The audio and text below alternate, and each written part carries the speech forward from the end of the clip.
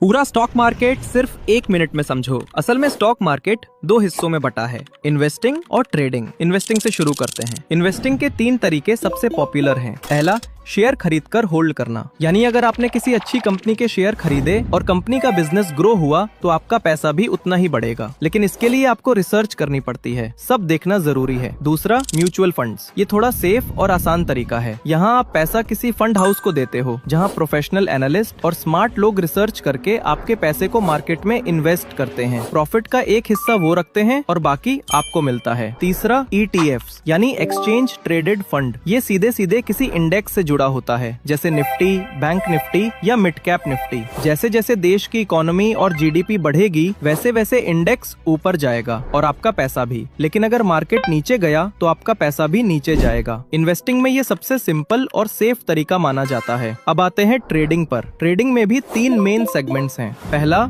Equity margin intraday. यहाँ आपको 5 गुना तक का लेवरेज मिलता है। दूसरा, फ्यूचर्स ट्रेडिंग। ये भी लेवरेज बेस्ड होता है, लेकिन यहाँ फर्क ये है कि आप अपनी पोजीशन को सिर्फ 1 दिन तक लिमिटेड नहीं रखते। आप चाहो तो कई दिनों तक या पूरे महीने तक होल्ड कर सकते हो। तीसरा, ऑप्शन ट्रेडिंग। ये सबसे ज्यादा रिस्की और सबसे ज्यादा प्रॉफिटेबल भी हो सकता है, क्योंकि इसमें लगभग 100 गुना तक का लेवरेज मिलता है। यानी अगर सही ट्रेड लग गया तो आप बहुत बड़ा पैसा बना सकते हो, लेकिन अगर गलती हुई तो उतना ही पैसा डूब भी सकता है। तो यही है स्टॉक मार्केट का पूरा गेम। इन्वेस्टिंग हो या ट्रेडिंग, दोनों में अपने अपने फायदे और रिस्क हैं। अब ये आप पर है